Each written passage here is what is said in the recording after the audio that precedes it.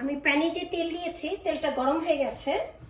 এখন আমি এই চিকেনের যে পিসগুলো আছে একটা একটা করে ছাড়বো এবং একসঙ্গে খুব বেশি দেব না, যেন একটা আর একটার সঙ্গে লেগে না যায়। এই চিকেনে কিন্তু শুধু একটু কর্নফ্লাওয়ার দিয়ে আমি মাখাই নিয়েছি, এটার মধ্যে আর অন্য কিছু অ্যাড করিনি। চিকেনগুলো একটু ভাজা হয়ে গেছে, আমি এটাকে তুলে নিচ্ছি। এইভাবে আমি সবগুলো চিকেনকে ভেজে নেব।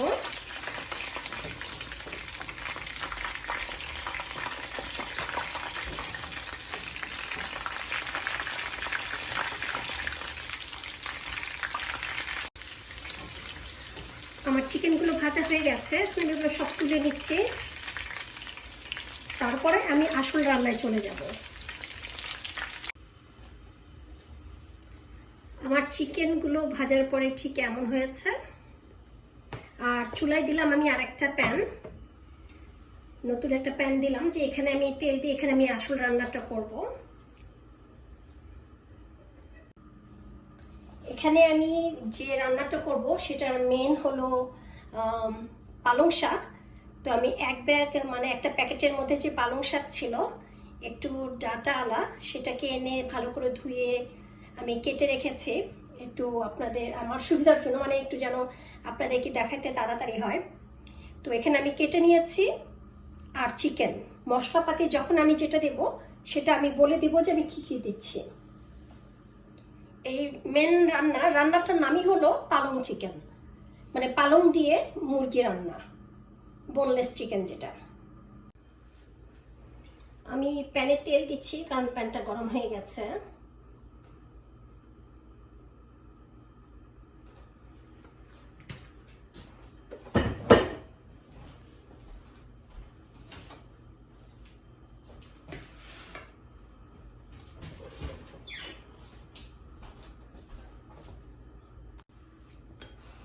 তেলটা গরম হয়ে গেছে, আমি এখানে পেঁয়াজ রেখেছি কেটে, পেঁয়াজটা দিয়ে দিচ্ছি।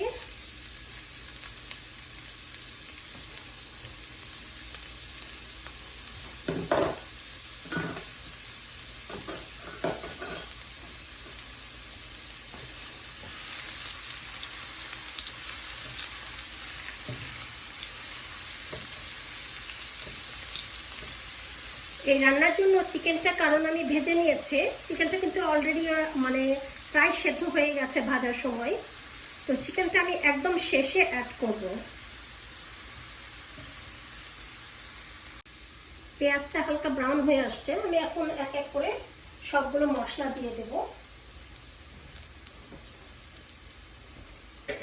প্রথমে আমি দিচ্ছি আদা রসুন।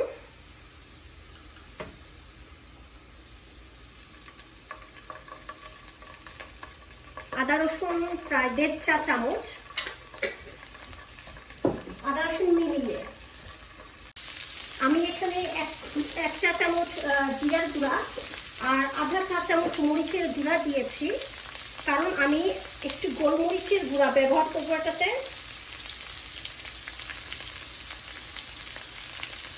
এক চা চামচ গোলমরিচের গুঁড়া,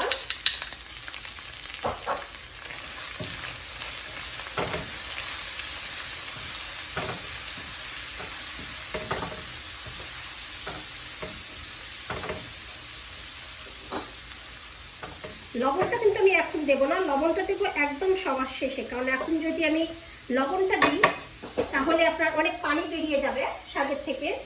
দিলাম একটু হলুদ,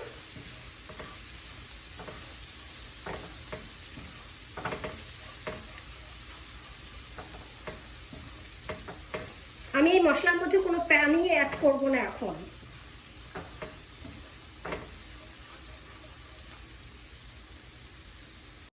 মশলাটা কষানো হয়ে গেছে, এখন আমি শাকটা দিয়ে দিচ্ছি।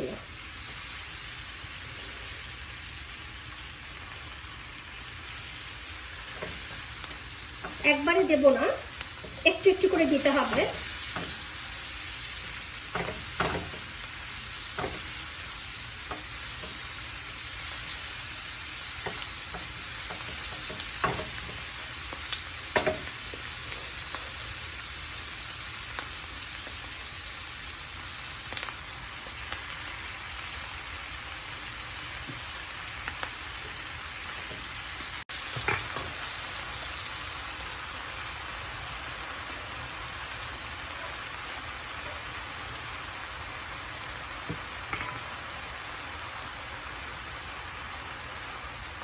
আমি অল্প অল্প করে পুরোটা শাক এখানে দিয়েছি,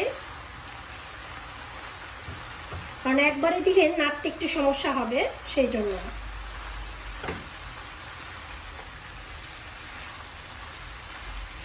পানি কিন্তু বের হওয়া শুরু হয়ে গেছে শাক থেকে। শাকটা যখন হয়ে যাবে চিকেনটা তখন আমি অ্যাড করে দেবো, কারণ চিকেনটা কিন্তু আমার ভাজা, এই জন্য আমাকে টেনশন করতে হবে না।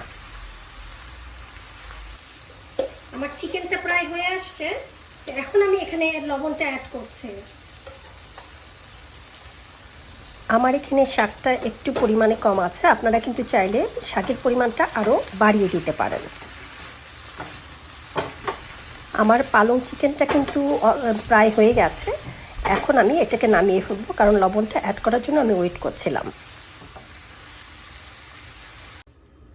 আমার পালং চিকেন রেডি, আমি চুলাটা বন্ধ করে দিচ্ছি।